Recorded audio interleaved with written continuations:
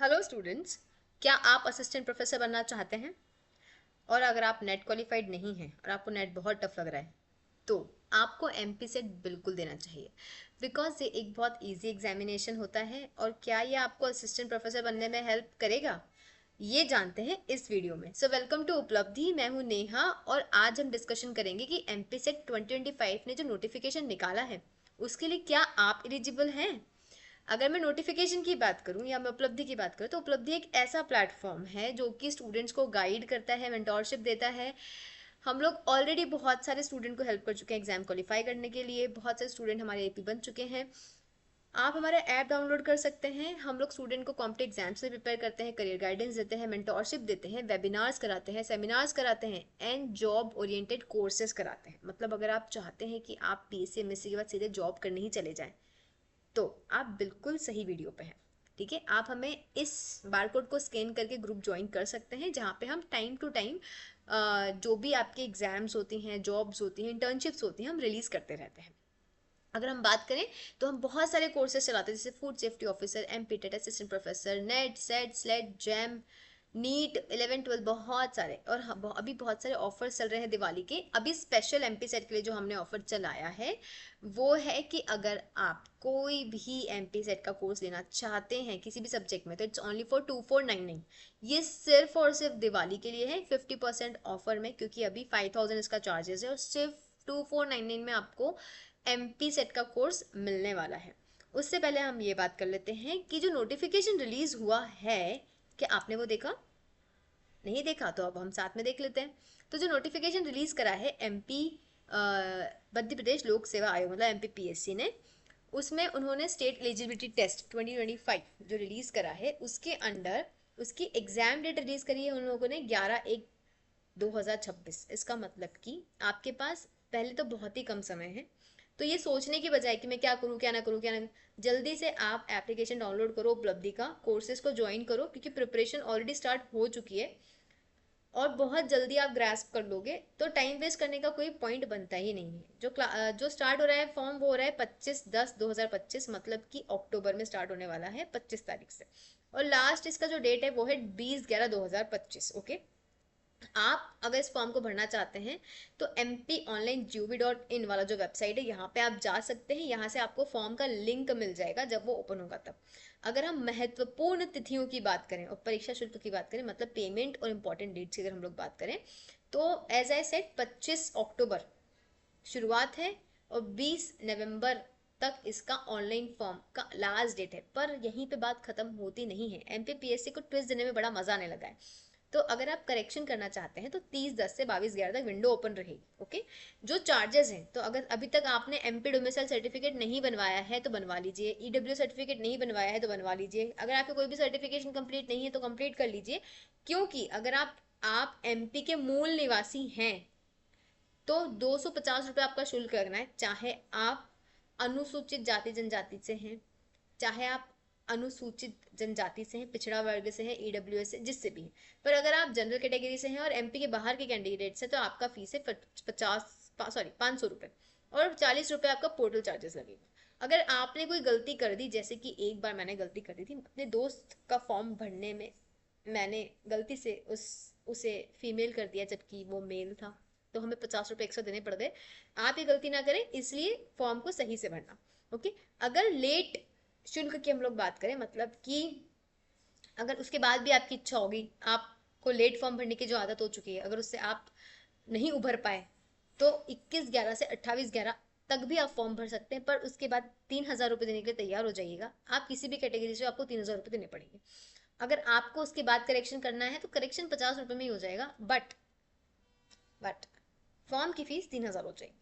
अगर उसके बाद भी आप नहीं जागे और आप और लेट हो गए तो 29/11 से एग्जाम के 10 दिन पहले तक आप फॉर्म भर सकते हैं, पर उसका चार्ज हो जाएगा 25,000 रुपये। तो इससे अच्छा है कि आप समय रहते फॉर्म भर दें और लेट कतई ना करें। और बिल्कुल ऐसा ही उपलब्धि के कोर्सेज के साथ भी होने वाला है। अगर आपने 25 तारीख से पहले कोर्स नहीं लिए तो उसके बाद कोर्स हो जाएंगे 5,000 के। तो कोई मतलब नहीं है, टाइम से फॉर्म भरिए, टाइम से कोर्स ज्वाइन करिए ताकि आप टाइम से प्रिपरेशन करें और रेडी हो जाए। ठीक है, जो एग्जाम का डेट डिक्लेयर हुआ है वो है आपका 11/1/2026, मतलब कि संडे जनवरी 2026। ओके, आप बहुत लकी लोग हैं जो तीसरी बार एग्जाम लिया जा रहा है आपका। ओके, अगर आयु की बात करें तो इसमें कोई एज का कोई रेस्ट्रिक्शन नहीं है, आप किसी भी एज के हो आप सेट का एग्जाम दे सकते हैं। कितने कितने अच्छे लोग हैं एमपीपीएससी वाले। अगर हम योजना की बात करें तो परीक्षा सत्र की अवधि बिना अंतराल के 3 घंटे की होगी। इसका मतलब कि 3 आवर्स का पेपर होगा, बीच में कोई गैप नहीं होगा। 2 क्वेश्चन पेपर होंगे आपके, ठीक है। दोनों ही कंपलसरी होंगे, ठीक है। द्वितीय इज ऐच्छिक। ऐच्छिक का मतलब होता है कि आपका जो सब्जेक्ट है उसके हिसाब से आप एक क्वेश्चन पेपर दोगे। तो जो फर्स्ट वाला कंपलसरी सभी लोगों के लिए है उसमें 50 क्वेश्चन आएंगे। ओके, 100 मार्क्स का होगा, मतलब कि 2 मार्क्स ईच क्वेश्चन, 3 घंटे का पेपर होगा। जो सेकंड है उसमें 100 क्वेश्चन आएंगे, 200 मार्क्स का होगा, मतलब 2 मार्क्स पर क्वेश्चन। तो टोटल मिला के 300 मार्क्स होते हैं आपके, ठीक है। अगर हम बात करें तो पेपर दोनों मीडियम में आएगा, हिंदी एंड अंग्रेजी, मतलब हिंदी एंड इंग्लिश दोनों मीडियम में आएगा। भाषा का अगर प्रश्न पत्र है, मतलब अगर समझ लीजिए कोई भाषा का प्रश्न पत्र है, हिंदी का है तो वो हिंदी में ही आएगा, वो इंग्लिश में नहीं आएगा। इंग्लिश का है तो इंग्लिश में ही आएगा, लाइक वाइज, ठीक है। तो इसमें कोई वो नहीं है।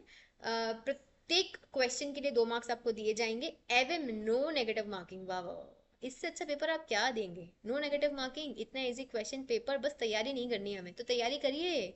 तो अगर मैं बात करूँ कि क्या सिलेबस रहेगा इसका, तो बहुत आसान सिलेबस है। अगर आपने नेट के बारे में कभी भी सुना और कभी नहीं भी सुना है तो आप इस पेपर को भरने के लिए बिल्कुल एलिजिबल है, क्योंकि इसमें केमिकल साइंसेस से अगर आप हैं, अगर आप केमिस्ट्री, आपका एमएससी स्नाकोत्तर के विषय, स्नाकोत्तर मतलब एमएससी, एमएससी या पोस्ट ग्रेजुएशन में आपका chemistry, organic chemistry, physical chemistry, applied chemistry, environmental chemistry, pharmaceutical chemistry, inorganic chemistry, industrial chemistry and analytical chemistry जैसा अगर आपका एमएससी है तो आप इस केमिकल साइंसेस के लिए एलिजिबल हैं। अगर कॉमर्स की बात करें तो कॉमर्स आपका सब्जेक्ट होना चाहिए, कंप्यूटर साइंस में कंप्यूटर साइंस होना चाहिए, क्रिमिनोलॉजी में क्रिमिनोलॉजी होना चाहिए, क्रिमिनल नहीं। डिफेंस एंड स्ट्रेटेजिक स्टडीज में मिलिट्री साइंसेस आपका होना चाहिए। इकोनॉमिक्स में economics, master of business economics, MBE, applied economics, MBA, ये सब चलेगा। इंग्लिश में आपका इंग्लिश होना चाहिए, MA. Earth and atmospheric sciences में आपकी ये सब्जेक्ट्स होने चाहिए। ज्योग्राफी में ये सब्जेक्ट्स होने चाहिए। हिंदी के लिए आपको लिंग्विस्टिक हिंदी होना चाहिए। हिस्ट्री में आपका हिस्ट्री, मॉडर्न हिस्ट्री, मीडियवल वगैरह होना चाहिए।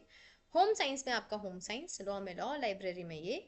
इन लाइफ साइंसेस जहाँ पे सभी को दिल खोल के एग्जाम देने के लिए बोला जाता है वो है बॉटनी, जूलॉजी, बायोकेमिस्ट्री, माइक्रोबायोलॉजी। ये सारे सब्जेक्ट से अगर आप हैं किसी भी genetics, genetic engineering, life sciences, industrial microbiology, sea technology, तो आप ये फॉर्म भरने के लिए एलिजिबल हैं। मैनेजमेंट में आपके ये सारे सब्जेक्ट्स होने चाहिए, मराठी में मराठी, मैथमेटिक्स में मैथमेटिक्स, म्यूजिक में म्यूजिक, परफॉर्मिंग आर्ट्स में डांस वगैरह, philosophy, physical education, physical and physical sciences, vertical sciences, psychology में psychology, Sanskrit, traditional subject, sociology, Urdu, visual arts और योगा, ऐसे करके आपके टोटल 31 सब्जेक्ट्स हैं जहां से आप एग्जाम दे सकते हैं। अगर मैं बात करूं कि इसके लिए कौन कौन से मास्टर्स की डिग्री एलिजिबल है, तो वो है मास्टर्स ऑफ कॉमर्स मतलब MCom, MLib science, master of literature, computer application MCA, integrated BSMS आप एलिजिबल हैं। Master of science MSc and state, master of art MA, Sanskrit, law, master of physical education MPEd और physical education sports sciences MPES, ये सभी इसके लिए eligible है। अगर आपने इसमें से किसी में भी मास्टर्स किया है तो आप इस एग्जाम को देने के लिए एलिजिबल है अपनी एलिजिबिलिटी क्राइटेरिया के हिसाब से। अगर हम सिटी की बात करें कि कौन कौन सी सिटीज़ में एग्जाम होगी, तो टोटल 12 सिटीज़ में एग्जाम होगी। इंदौर, भोपाल, ग्वालियर, जबलपुर, रीवा, सतना, सागर, उज्जैन, नर्मदापुरम एंड शहडोल, खरगोन एंड रतलाम, ठीक है। इन सब सिटीज़ में आपकी एग्जाम होगी। Multiple choice objective type question होगा, मल्टीपल चॉइस उसका होगा। इसमें ट्रू फॉल्स, असर्शन, मैचिंग, कुछ भी कॉम्बिनेशंस आ सकता है। अगर मैं सब्जेक्ट की बात करूँ तो सब्जेक्ट आपके अवेलेबल हैं, इसका सिलेबस अवेलेबल है। अगर डिटेल सिलेबस आपको चाहिए तो आप कमेंट सेक्शन में लिंक लिख दीजिएगा, मैं आपको डिटेल सिलेबस इसका भेज दूंगी हर एक का, ठीक है। अदरवाइज आप चाहें तो यहाँ से यूजीसी की वेबसाइट से जाके ये निकाल सकते हैं।